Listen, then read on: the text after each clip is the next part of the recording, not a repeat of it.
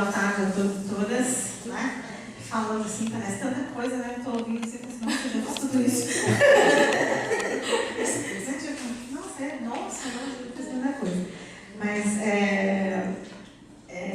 eu fico muito feliz, né, de estar aqui para falar um pouquinho com vocês a respeito dessa área que para mim é uma área muito cara, eu gosto muito de falar sobre isso. Estudo muito sobre isso, faz muito tempo que eu estou fazendo investigações sobre isso. E já vou dizendo que, assim, os meus PowerPoints, eu falei de manhã, vou falar em todos os lugares que eu vou, eu falo isso, né? Eu faço PowerPoint para guiar a minha fala, e às vezes eu falo antes de apresentar a lâmina, quando eu apresentar a lâmina, eu falo assim, já falei isso, a gente já discutiu. E em alguns momentos, como eu estou falando de especificidades de medicinais, estou falando de especificidades de surdez, né, de surdos, surdez em medicinais, em alguns momentos da palestra eu paro de falar e vou mostrar alguns exemplos que são em medicinais que eu acho que precisa ser dessa forma para a gente conseguir compreender e entender um pouco melhor do que eu estou falando e de que lugar que eu estou falando, tá? Esta fala é para eu dirigir sobre as especificidades dos surdos e da língua de sinais, né? Tem aí duas imagens bastante importantes e eu quero começar. Eu tenho que apontar para cá ou para lá? Não sei lugar não. Ok, é só fazer assim. Isso. Ok. Eu quero falar um pouquinho sobre esta questão, né? Surdos ou DA? DA, deficiente auditivo. Existe diferença quando eu falo surdo e quando eu falo deficiente auditivo? Se sim, qual é essa diferença? Essa diferença faz diferença? Então, a primeira pergunta que eu faço para vocês: tem diferença, vocês acham? A gente fala assim, tá? Eu falo bastante sozinho, mas eu não falo só sozinho. Eu gosto de falar com umas pessoas. Então, assim, surdo ou deficiente auditivo, vocês acham que tem ou não uma diferença? Existe diferença entre esses dois termos? São termos sinônimos, eles podem ser parecidos, eles são muito diferentes? Como é que a gente pode falar um pouquinho sobre eles? Alguém pode me ajudar?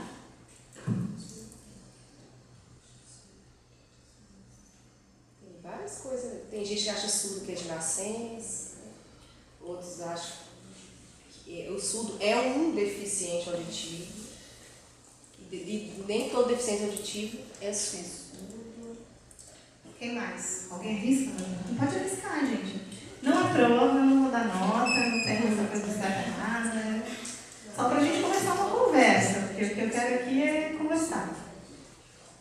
Hoje na outra oficina a gente já discutiu um pouco sobre isso. E o surdo normalmente ele sempre precisa ali da Libras, né? Da língua de sinais, e já o deficiente auditivo não, né?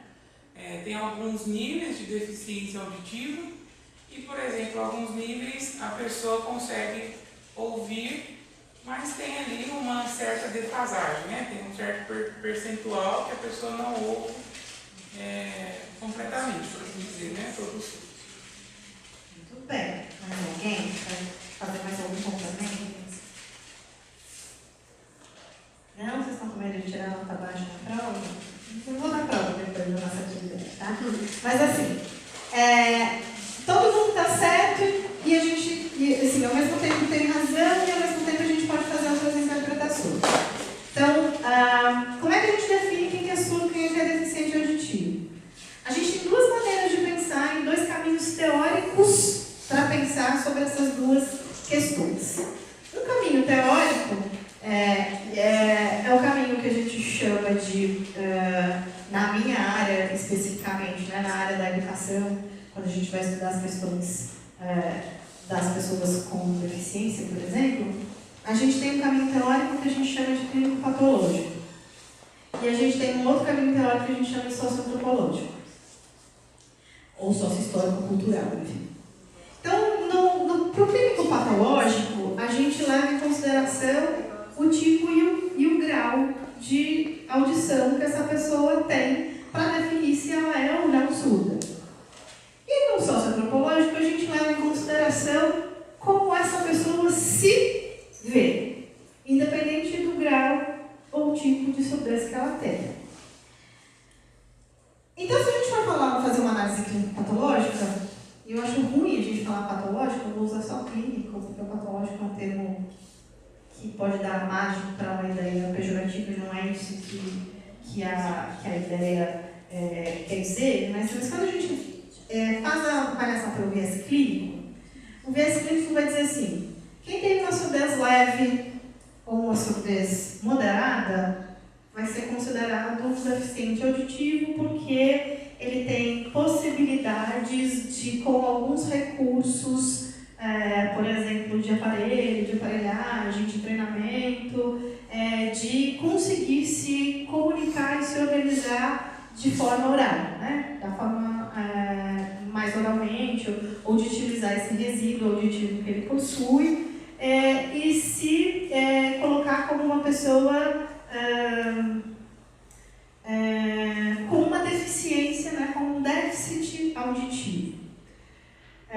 Quem tem uma surdez mais para o severo ou para o profundo, né, e muitas vezes muito mais aprofunda, porque severo em alguns termos as pessoas ainda até conseguem trabalhar com algum tipo de aparelho, com aparelhagem, com alguma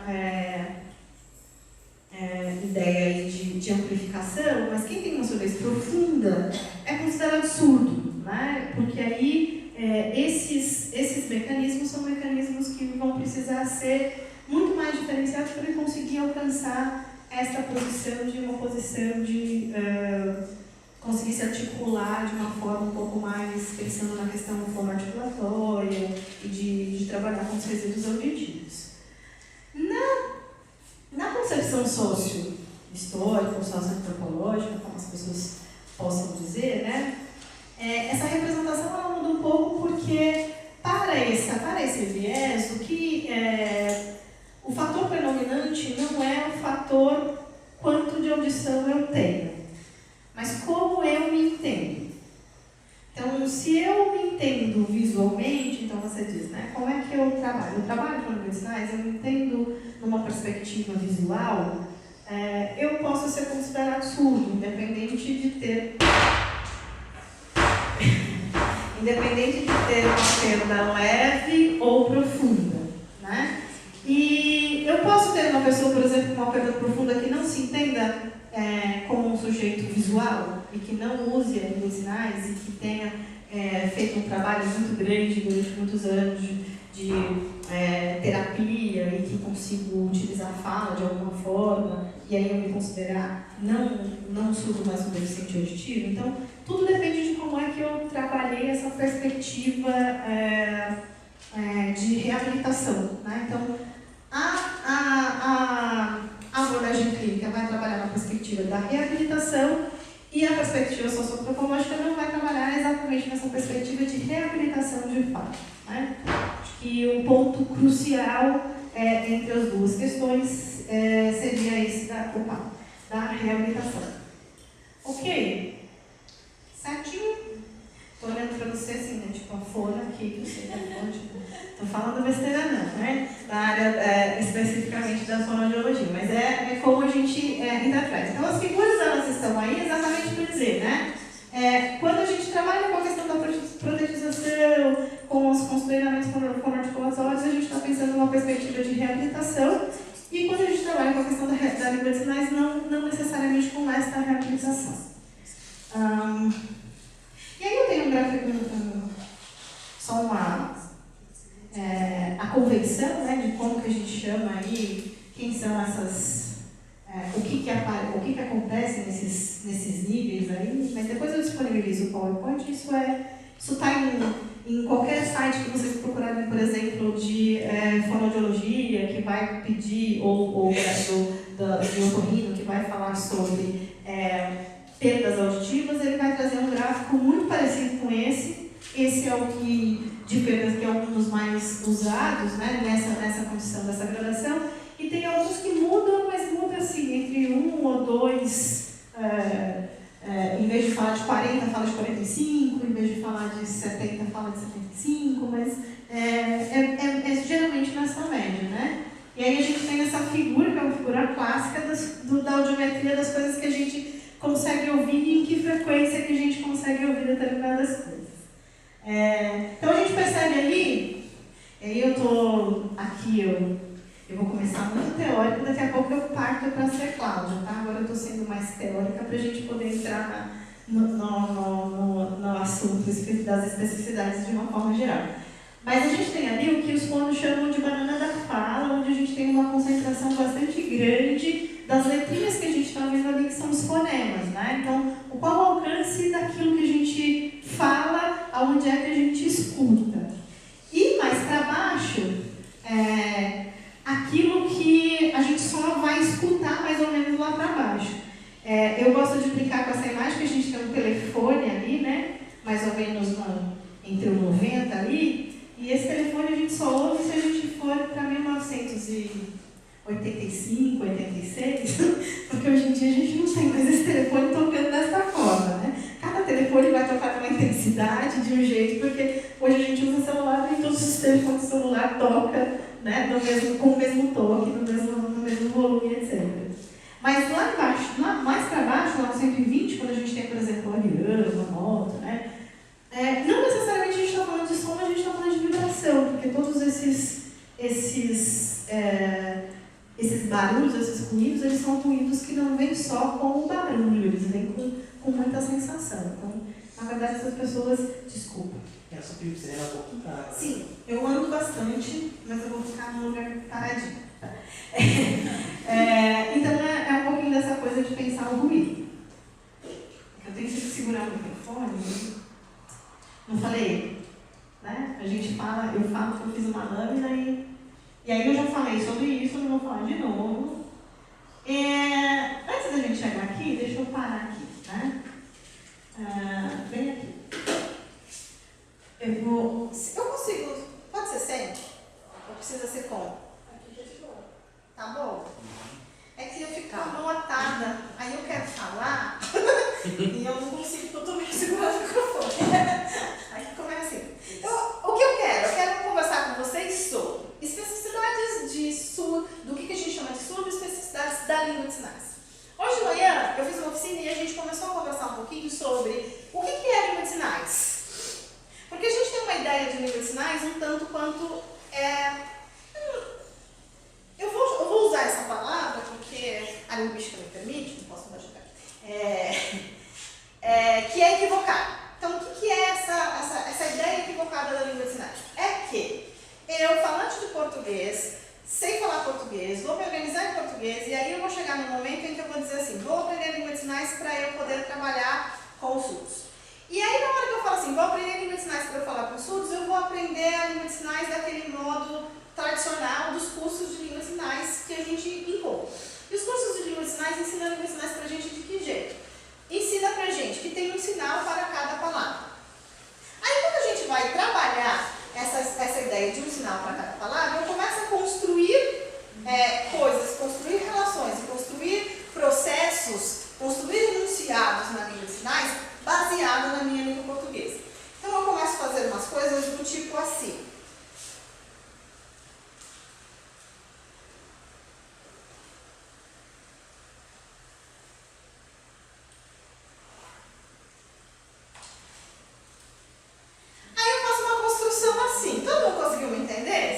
Mais ou menos noção da língua de sinais? O que eu disse? Eu disse assim, eu gosto muito da minha mãe.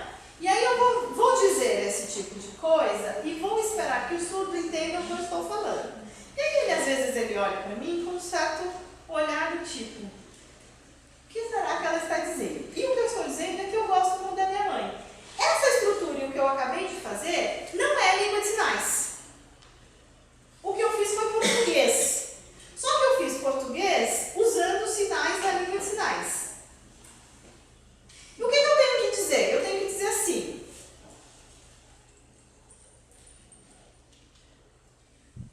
Né? Por quê? Eu não faço isso aqui. Dificilmente numa conversa de surdo, quando ele vai falar de gradação, ou quando ele vai falar de muito, ou quando ele vai falar de intensidade, ele vai usar esse sinal aqui. Esse sinal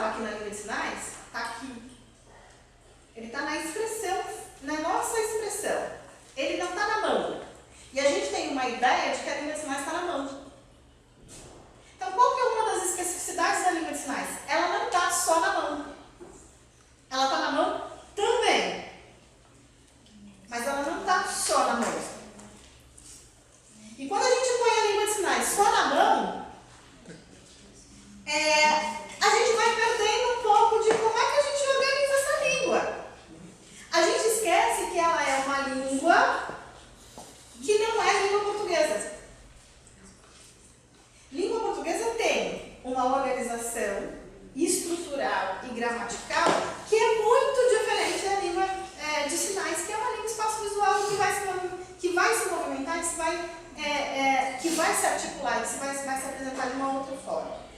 Por um outro exemplo, né? Quando a gente pergunta quantos anos você tem? Né? Para quem viu a oficina de manhã, fala assim, de novo, o mesmo exemplo?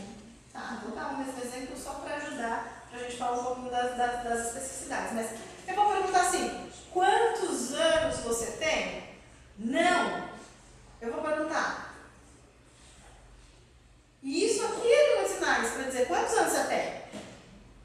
Ah, professor, mas eu não posso fazer assim, ó. Quantos anos você tem? Isso aqui é anos de anos, 1950, ano passado, ano que vem. Eu não tenho esses anos, eu tenho idade.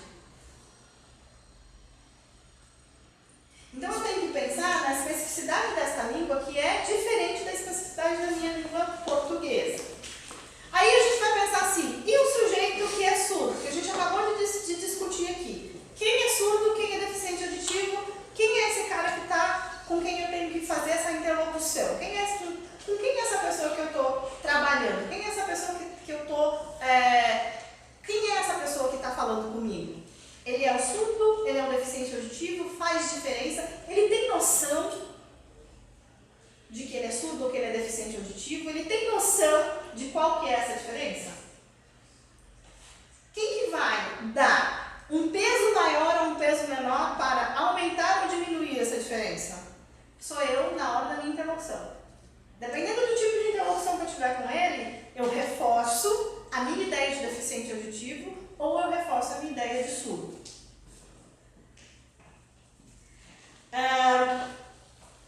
Os surdos mais velhos, com quem a gente tem contato, né, são surdos que, de uma maneira muito geral, são surdos que viveram num processo de se reconhecerem pela deficiência e não pela marca da identidade cultural surdo. Então, a maioria dos surdos que a gente vai conhecer mais velhos, ou que muitas vezes vão estar dentro dos nossos espaços escolares, ou vão estar nos espaços em que a gente vai frequentar, são surdos que foram criados e construídos com uma imagem de deficiente auditivo. Cláudia, isso faz diferença? Muita. Principalmente com relação a como é que ele entende língua de sinais, como é que ele processa a língua de sinais, como é que ele enuncia a própria língua que ele usa. Esses surdos vão usar com a gente o quê? Língua de sinais? A maioria deles vai usar português sinalizado, vai usar essa forma bimodal que eu acabei de fazer aqui com vocês. Porque essa forma como eles foram ensinados a trabalhar. Eles foram ensinados que para cada um sinal, a gente tem uma palavra correspondente. Então, e a gente vai criando a ilusão que existe uma correspondência biunívoca entre as duas coisas. Português, sinais, tem uma correspondência que um, de fato, se corresponde com o outro. Então, eu tenho essa expressão que vai dar conta disso, essa que vai dar conta disso, essa que vai dar conta disso, essa que vai dar conta disso. E na hora que eu vou pensar fora da caixinha separado, língua de sinais e língua portuguesa, como deve ser, eu começo a perceber que essa relação não existe, porque a gente está falando de duas línguas diferentes. Parece difícil a gente entender isso com relação à língua de sinais, mas a gente consegue se comportar muito bem falando sobre isso e a gente vai falar de qualquer outra língua. Porque a gente não procura uma relação biunívoca com o inglês, por exemplo. A gente entende que na hora que você vai pensar na tradução do inglês, você não traduz todas as palavras, tem palavras que vão existir em inglês que não vão necessariamente existir em português, que vão existir em português e que necessariamente não tem uma correspondência direta no inglês. Mas com a língua de sinais a gente não consegue pensar assim. Vocês sabem me dizer por que a gente não pensa assim com a língua de sinais? Sai muito forte, cara. Não pode ficar. Pode. É até bom esse círculo para lá. É por televisão. Vocês sabem por quê? Alguém tem uma ideia? Alguém faz uma... Alguém conversa comigo? Por que será que a gente não faz isso na língua de sinais? Porque a gente tem uma dificuldade muito grande de entender a língua de sinais como língua. A língua de sinais para a gente ainda é uma ferramenta.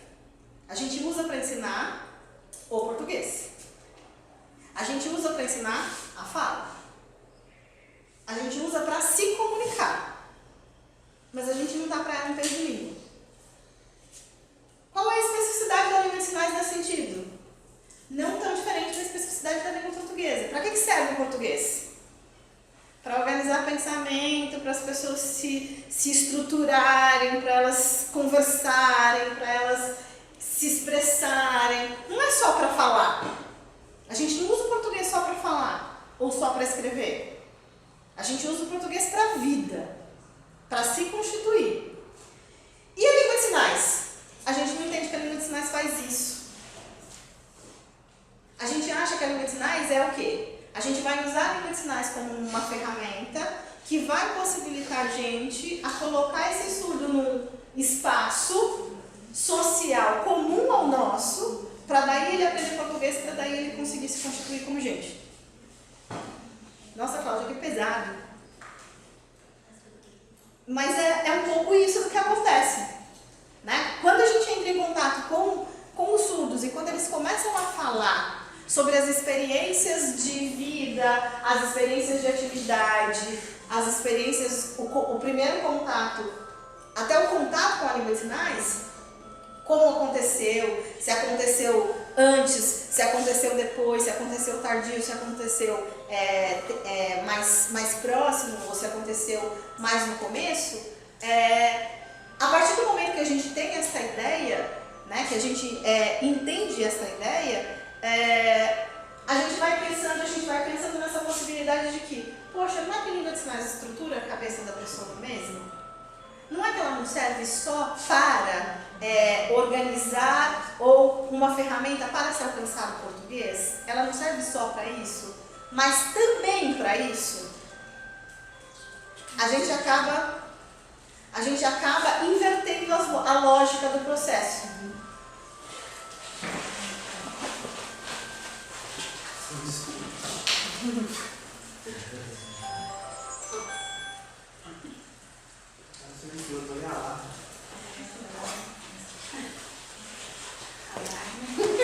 Alarme. Eu bato por todo dia. Então, o que eu estou dizendo é, enquanto a gente não entender que a língua de sinais não é ferramenta, mas ela é língua, todos os outros processos que a gente vai pensando, eles vão ficando descoladinhos um pouco, né? A gente vai tendo um pouco mais de dificuldade para trabalhar, entender, organizar esse processo. Vocês estão muito quietinhos, eu vou provocar vocês de outra forma. Não, tem que provocar um monte de gente quietinha, assim, porque parece que está muito... E esse daqui é bastante teórico, não tem... Eu vou passar um vídeo para vocês. Vocês conhecem... É bom de trazer o meu próprio notebook, é isso. Vocês conhecem a Fiorella? Alguém já viu? Já vi o vídeo dela. Alguém já viu o diário da Fiorella? Eu já vi um vídeo dela com a mãe. Um vídeo com a mãe? É canal do YouTube? É um canal no YouTube. Se eu não estiver aqui, eu vou ficar muito triste. Tem internet aqui? Tem. Porque eu sei que é técnico. Hã? E conecta para ela. O Wi-Fi do ladinho direito. Eu tenho 50.890 vídeos aqui. 10 anos.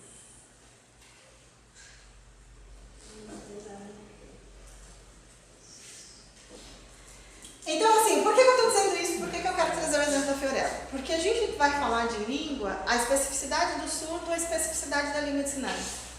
Qual é a grande especificidade, qual é a especificidade maior do surdo? A especificidade maior do surdo é que para que ele possa se desenvolver linguisticamente, psicossocialmente, da mesma forma que o ouvinte possa se desenvolver linguisticamente. Para ele fazer isso, ele vai fazer em português? Sim ou não? Não, por quê? Ele vai fazer na língua dele. E como é que a gente trabalha na língua dele para para ele desenvolver isso desde pequeno? Como é que a gente deve ensinar a língua de sinais para a criança? Vocês acham? Pai e a mãe têm o conhecimento que o filho é surdo e desde pequeno, por exemplo, desenvolvendo com ele sinais. A flor, igual tem criança, quando a gente tem um bebê, a gente fala com ele. Os pais com o filho surdo falam em línguas com ele para ele já chegar na escola com uma bagagem linguística que um ouvinte chega. E como é que a gente fala em língua de sinais com os bebês?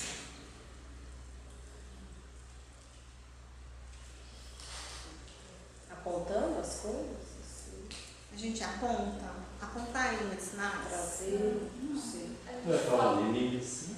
E como é que a gente fala? O que a gente vai falar para essa criança? Fazer caras e boca. Também, né? É. Faz parte da expressão. Vamos fazer o raciocínio. Vamos fazer um raciocínio inverso para a gente chegar nesse mundo ideal? Que é assim. Vamos imaginar que tem uma família, né? Então começou a família lá, tem uma mulher grávida e nasceu um bebê. Esse bebê é ouvinte, o pai é ouvinte, a mãe é ouvinte. Nasceu o bebê. O que acontece com esse bebê? A gente guarda esse bebê dentro de casa até ele conseguir sair e a gente conversar com ele. Aonde a gente vai com esse bebê? Qualquer lugar, né? Hoje em dia, cada dia a gente vai sair com o bebê mais cedo de casa, né? E a gente leva esse bebê aonde? No parque. Leva no parque, na casa da avó, na casa da tia. Você leva o bebê em tudo quanto é lugar. Quando esse bebê está em vários lugares, o que a gente fala para esse bebê? Quando ele está na casa da avó, a avó fala assim, ai, que bebê lindo, coisa fofa da avó, né? Quando está em casa, você olha para o bebê e fala assim, ai, que lindo, como você foi esperado, que delícia. Você está falando com o bebê. Bebê de 15 dias, entende o que você está falando? De um mês, ele entende o que você está falando? Você deixa de falar só porque ele não entende? Então, o que a gente está permitindo para esse bebê? A gente está colocando ele num ambiente social de troca. Você vai tirar essa criança desse ambiente ou você vai colocar ela só no momento que ela entra na escola para ela começar a aprender coisas? Então, essa criança ouvinte, ela vai sendo estimulada de todas as formas.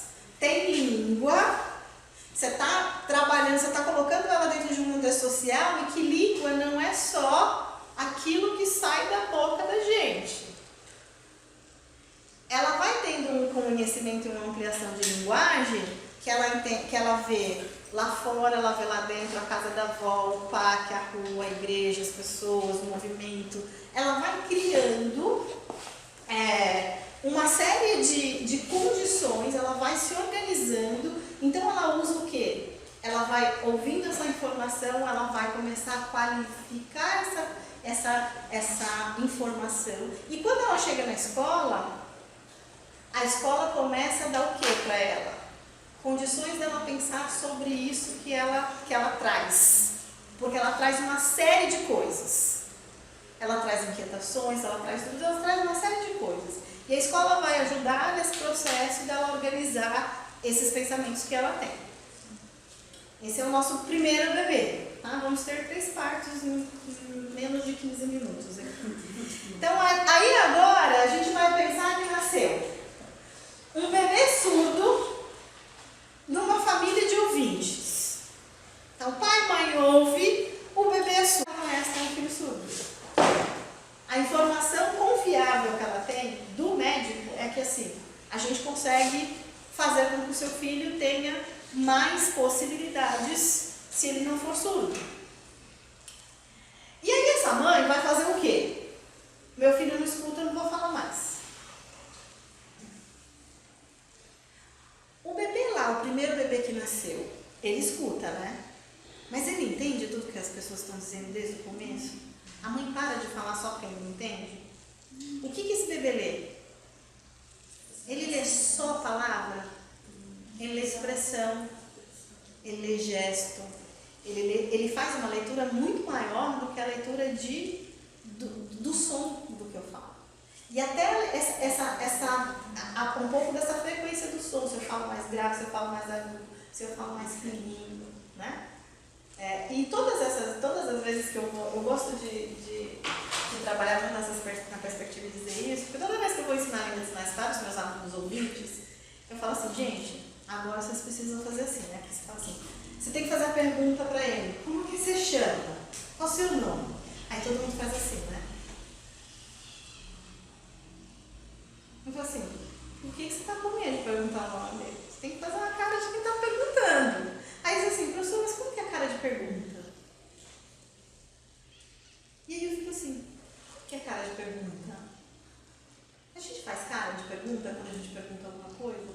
A gente faz. Só que a gente é tão auditivo que a gente não presta atenção no que a gente faz cara.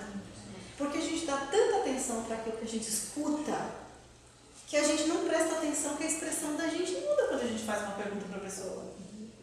Só que quando você está na língua de sinais, você fala assim, isso tem que ser... Eu tenho que mostrar porque a expressão que a língua de sinais tem isso. Aí você faz umas coisas que são assustadoras, né? Você faz assim, fica pensando que eu tenho que levantar a sobrancelha, levantar... É natural, porque naturalmente quando você faz uma pergunta, você faz cara de pergunta. Né? Então assim, como que é cara de pergunta? Cara de pergunta. E aí eu vou voltar aí que eu tô acelerando um pouco o processo, mas é só para dizer que assim, quando a gente vai pensar na língua de sinais, porque a gente usa o português, porque a gente é falante do português, a gente tem que ordenar e concatenar uma série de informação nova, que aí você fala assim, o sinal é esse, a minha mão tem que estar aqui, meu corpo tem que estar assim, e a expressão tem que ser assim. Você tem que juntar um monte de coisa antes de anunciar o sinal. Então, aí às vezes sai um sinal com uma expressão meio equivocada, porque você está muito preocupado com a expressão. Mas voltando lá para os nossos bebês, então quando você tem esse bebê surdo que nasceu, esse bebê surdo também precisa dos mesmos estímulos que o bebê ouvinte. Não é porque ele não ouve que eu não falo. Porque ele precisa ler essa expressão minha, ele precisa ler essa ideia dessa relação que existe entre eu e ele. Porque senão esse cordão ele corta muito cedo para a criança surda. Porque parece que existe uma ruptura muito grande. Muitos dos conselhos vão no sentido de dizer assim, não use gestos para o seu bebê surdo, porque senão ele não vai falar. E a gente já tem pesquisas que diz que quanto mais gestos você usar, melhora a qualidade da fala e melhora a produção da fala dessas crianças que são surdas, quando elas fazem terapia.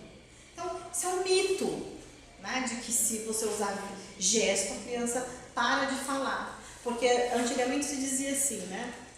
Não pode usar gesto porque aí a criança fica com preguiça, porque é mais fácil ela usar o gesto, aí ela não vai querer falar. E não é bem por aí. Não é que ela fica com preguiça, é realmente mais fácil, é cômodo, é natural.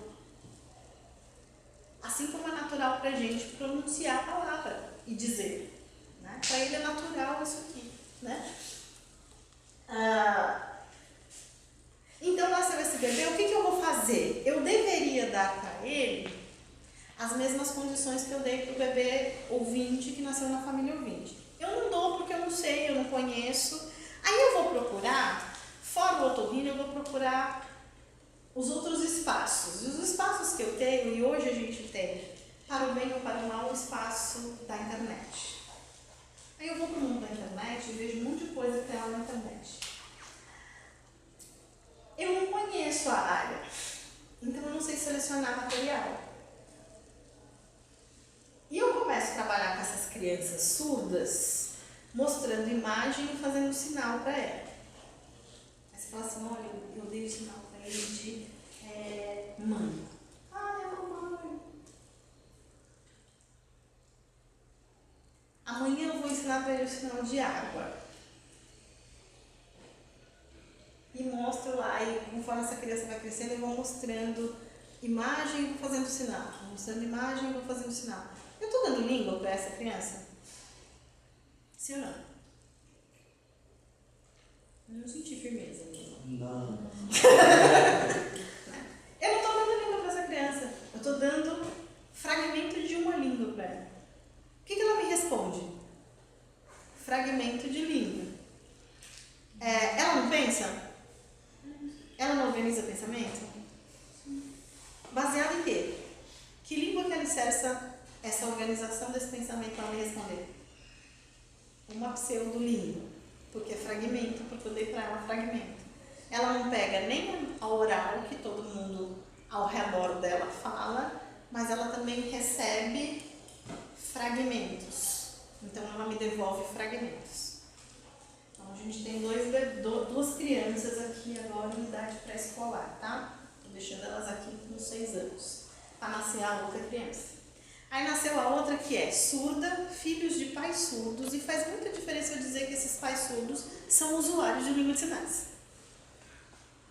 Então nasceu surdo, filho de pais surdos que usam língua de sinais. Aonde eu vou levar essa criança, a terceira? Nos mesmos lugares que eu levo a primeira e eu levo a segunda, certo? Ela vai na praça, ela vai na igreja, ela vai... O que vai acontecer com essa terceira criança? Que tipo de estímulo que ela vai ter? Igual da primeira ou igual da segunda? Igualzinho da primeira. Só que ela vai ter o quê? Outra língua para fazer essa conversa, essa atribuição. Ela vai ter fragmento de língua ou língua? Língua. Ela vai ter língua. E o que ela me responde? Língua. Aí vocês prestem atenção que eu deixei todas elas na idade pré-escolar? Sim. Aí ela vai entrar na escola. A primeira criança, ouvinte, filho de pais ouvintes, e funciona com português, certo? Quando ela chegar na escola, ela vai ter um negócio chamado processo de alfabetização. Correto? Quando ela for alfabetizada, como é que ela vai trabalhar o processo de alfabetização dela? O que é alfabetizar uma criança ouvinte? Relação, grafema, fonema. Então tudo, o professor conta uma mentira para ela, que é uma mentira que todos os professores contaram para todos nós na vida, mas que a gente superou. Que é, tudo que a gente fala você pode escrever. O professor não diz isso pra gente? Para convencer a gente que a gente precisa aprender a escrever, diz assim, agora você consegue escrever tudo que você fala. É mentira, tá? Porque a gente não escreve tudo que a gente fala. Aliás, a gente fala de um jeito... São registros diferentes. Né? Por exemplo, a gente não fala dente, mas a gente escreve dente. Ninguém fala dente, a gente fala dente. E a gente não escreve dente. Ok? Uma das coisas só para a gente pensar que o registro escrito tem diferenças com o registro oral. Não é só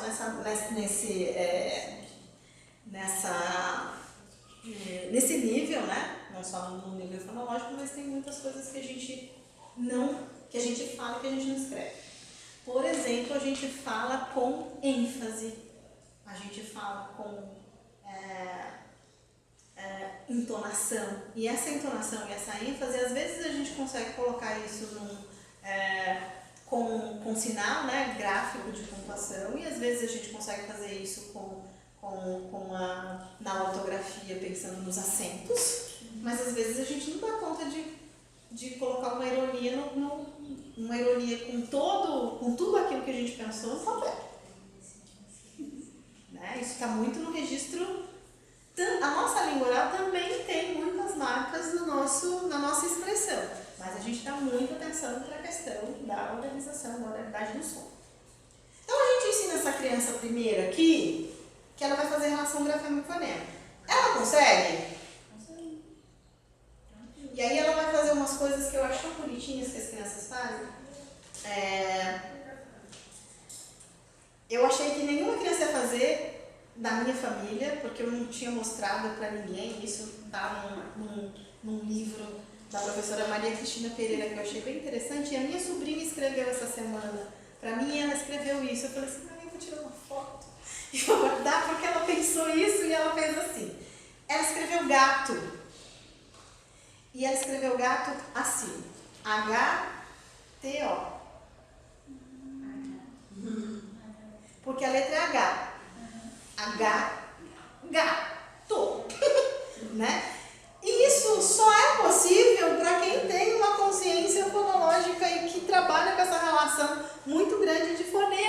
grafema. Então, ela botou lá o H.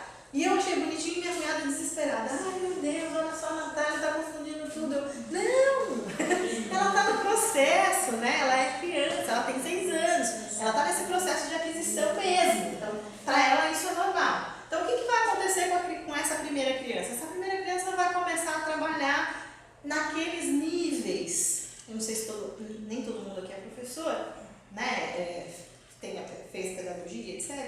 Mas lá na pedagogia, a gente aprende um negócio que é assim. Os alunos vão passar pela frase da garatuja, depois eles vão ser pré-silábicos, aí eles vão ser silábicos sem valor, silábicos com valor, silábicos alfabéticos, né? A gente sabe um pouquinho do que significa isso. Então, primeiro ele vai ter uma relação vai fazer uma relação letra e número, depois ele já vai pensar no número, aí quando ele for pensar no número, ele vai pensar na palavra, que tamanho que essa palavra tem. Então, palavras grandes têm muitas letras, palavras pequenas têm figuras, né? Na verdade, figuras grandes. Então, ele vai escrever elefante com 10 letras, ele vai escrever formiga com 2 letrinhas, né? Porque ele vai fazendo uma relação primeiro com as figuras, com a imagem que ele tem, uma coisa mais concreta. Ele vai usar primeiro as letras do nome dele, que é o que ele tem de apropriação inicial. E depois que ele vai sendo influenciado pelos textos, pelas leituras, pelas vivências dentro da sala de aula, ele vai passando pelos processos. Então, ele deixa de ser pré-silábico para virar silábico. Então, ele entende que cada vez que eu abro a minha boca, eu tenho que registrar uma letra. Depois, ele entende que não é uma letra, é uma sílaba, né? Aí eu vou entender um pouco dessa questão do som. Então, não é qualquer sílaba, é uma sílaba relacionada com o som. Até ele chegar na condição de alfabético, né? E escrever perfeitamente, logo escrever, fazer a reprodução do português. Essa primeira criança vai fazer esse processo quando ela tem esse estímulo adequado, quando ela entra na escola, quando ela recebe todas essas informações. A segunda criança não escuta. E ela recebeu um fragmento de língua. Quando ela entra na escola, o que ela tem? Ela tem língua de sinais? Ela tem língua portuguesa? A professora está ensinando o quê? Língua de sinais ou língua portuguesa? Aí o que a gente resolveu, magicamente, que funciona para o surdo? A gente tem um camarada, que é um intérprete. O que faz o intérprete na sala de aula? Transformar a língua portuguesa para língua de sinais. E aí, assim, ele ensina? Não, porque ele é neutro, né? Na verdade, a formação do intérprete é uma questão que, assim, daria outro ciclo de formação, tá? Mas, assim, essa questão do intérprete, eu tenho as 2 formações. E não é para me exibir, não, né? É só porque era uma necessidade profissional mesmo. Eu sou primeiro eu sou professora. Aí eu fui entrar em contato com os alunos surdos. Aí de professora eu fui lá fazer um curso de língua de sinais para entender. Eu vou entender como é que essa língua funciona, para saber como é que eu trabalho com esse cara que está aqui comigo todo dia. Então eu fui fazer um curso de tradução. E aí, eu tenho essas 2 formações. Os meus colegas de classe, não todos eles eram graduados. Tinha gente que era a primeira graduação. O curso de tradutor e intérprete é um curso de bacharelado. Ou seja, não capacita ninguém não capacita para ensino. Não é licenciatura, é bacharelado. O cara que está interpretando aprende técnicas de tradução, história da tradução, história da língua de sinais, língua de sinais 1, 2, 3, 5 mil, né? Escrita de sinais. A gente faz 50 mil laboratórios de interpretação. Então, como é que você pega um texto, transforma esse texto em língua de sinais, como é que você lê cada palavra, cada frase do texto para traduzir, como é que você faz tradução, o que é tradução consecutiva, o que é tradução simultânea. Você vai aprendendo uma série de coisas a respeito da tradução. Você não aprende nada de ensino. Mas, no primeiro ano, para esse mocinho aqui, o segundo, eu ponho ele numa sala, onde a professora está dando aula de língua portuguesa, como L1, para todos os alunos de L1 e põe um intérprete de Libras para mediar esta situação da L1. A L1 dele é português? Ele pensa em português? Ele pensa em Libras? Ele não pensa?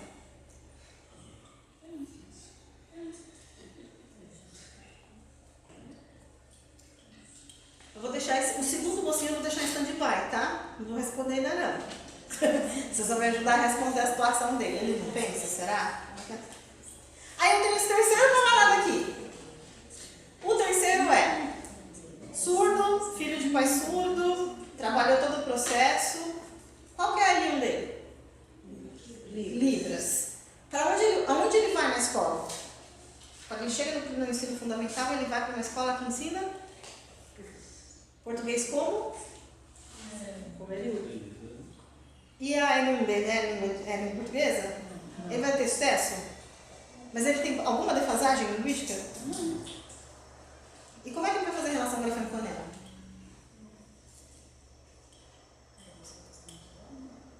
Tem especificidade esse camarada? O que ele precisa? Que a L1 seja livre. E aí assim, que eu gosto de dizer essas coisas, provocar e deixar vocês chegarem a uma conclusão fantástica e trazer um outro elemento que vai dizer assim. Vocês conhecem a 10.436? Que é a lei que reconhece a língua brasileira de sinais como língua? O quarto parágrafo dela diz assim, é o último. O artigo 4º diz assim: a língua de sinais não poderá substituir a língua portuguesa na modalidade escrita.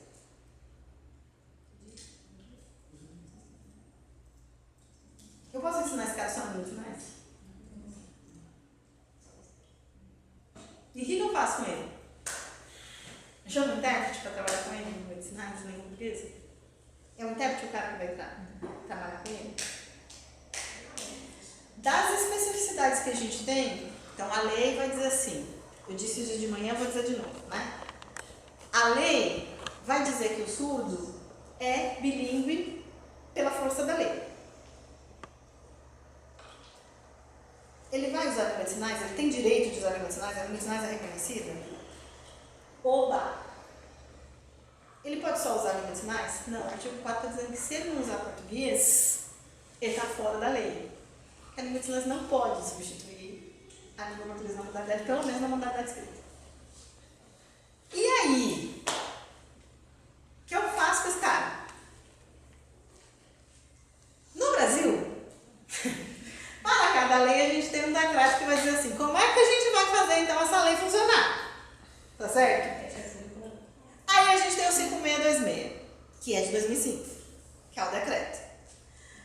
Você fala assim, nossa, Cláudia, você sabe tudo isso, você não está nem vendo o PowerPoint? Então, o artigo 22 do decreto, da parte de educação, que é o capítulo 4, vai dizer assim, na educação infantil e no ensino fundamental 1, surdos precisam estudar em classes ou escolas bilíngues, abertas a surdos e ouvintes, com língua de instrução, língua de sinais, professor bilíngue e professor bilíngue, e a presença do professor bilíngue. Esse é o primeiro parágrafo. O segundo parágrafo desse mesmo artigo vai dizer assim, ensino médio e superior, fundamental 2 e médio, mentira. Ensino fundamental 2 e médio, classes ou escolas abertas a surdos e ouvintes, com língua de instrução, língua de sinais, língua portuguesa, com professores especialistas em cada área, com a presença do tradutor e intérprete de língua de sinais. E aí eu faço uma pergunta para vocês, que agora eu só vou continuar falando quando alguém me responder essa questão, tá? O que é uma sala ou classe, escola ou classe bilíngue aberta a surdos e ouvintes? Que classe é essa? Onde tem?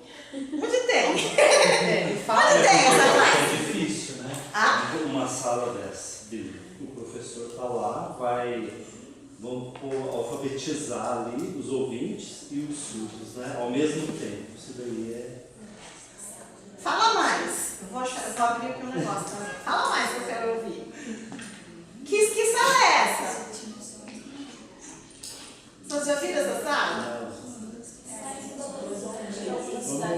Não existe escola bilíngue onde tem um professor que fala o português e um instrutor que, além de fazer a tradução, ele não ensina, por exemplo, assim, porque uma criança, até a gente pode estar sabendo tudo de livros, você não sabe tudo, porque sempre existe novas palavras, está saindo novos finais.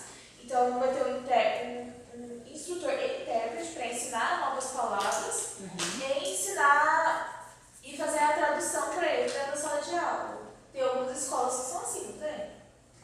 Em BH tem uma que é uma escola bilíngue, onde os alunos têm o estudo do português e da Libras. Mas não são todos. Tá. Quem mais? Eu vou falar já. Eu falo bastante. Eu acho que teria que, igual a Kirani fez, no caso, teria que, e poderia traduzir em um sinal só. Isso é para ser fast food. Só para passar a aula teórica. Tá. Que mais, gente? Quem mais me ajuda? Tô quase chegando. A gente tá quase chegando aqui. Deixa eu tenho. Não sei se é esse. Mais alguém? Ah, não é esse. Esse tá tortinho aí, né? É, eu pedi lá e uma água.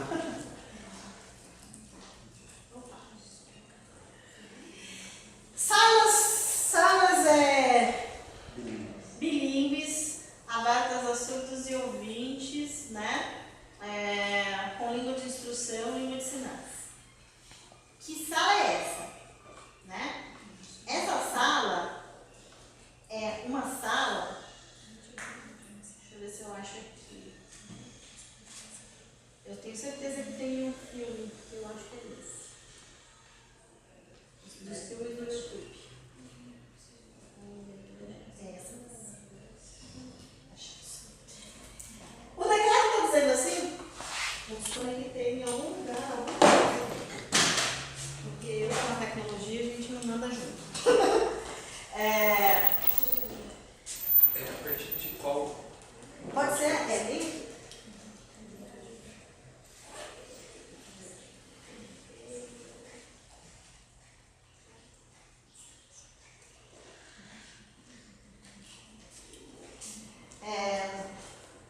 Então o decreto está dizendo assim, é uma sala bilíngue no ensino fundamental 1, aberta a surdos e ouvintes. E aí a gente tem duas questões que a gente precisa problematizar aqui, que é, quando eu estou dizendo que é uma sala aberta a surdos e ouvintes, eu quero criar o princípio de que não é uma escola especial. Que não é aquela classe especial naquele modelo que a gente tinha antigamente. Mas que a língua de instrução vai ser língua de sinais. Então ela pode ser uma sala, na verdade, ela pode ser uma sala, pode deixar que eu toco, eu quero falar umas coisas antes da gente.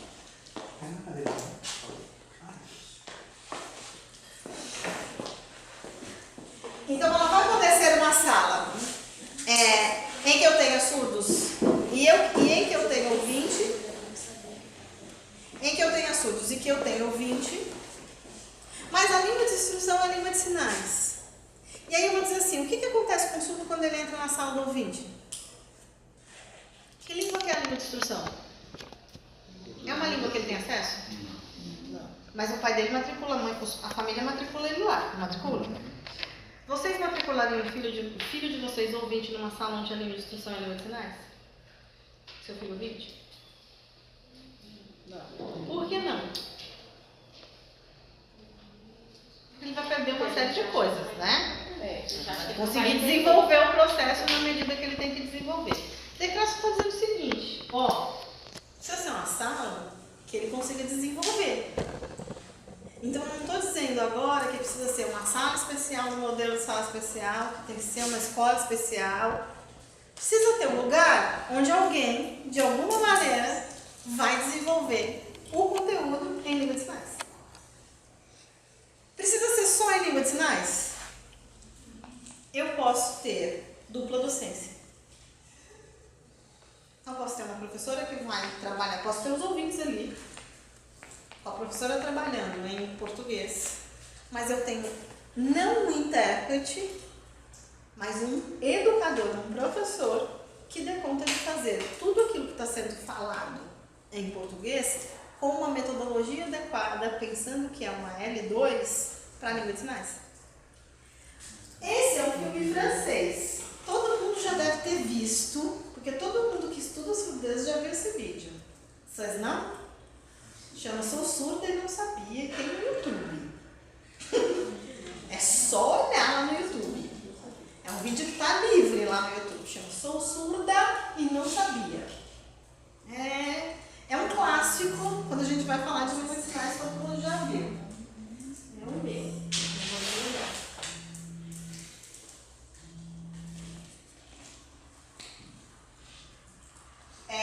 Então, assim, eu sou surda e não sabia. Aqui é um modelo de escola francesa. Então, aqui as crianças estão surdas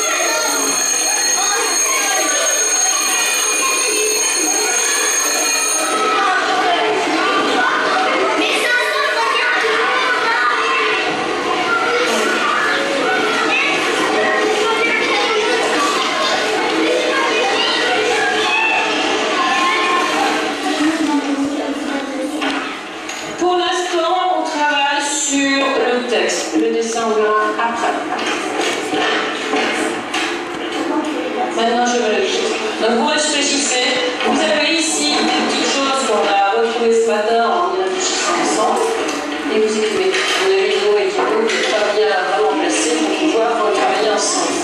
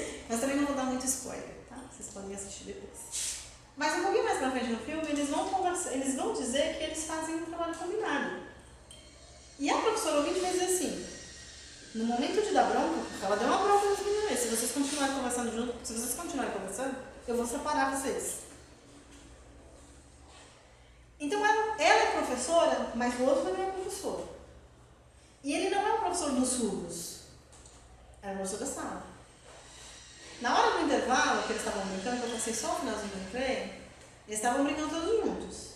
E uma das meninas falou assim, tocou o sinal.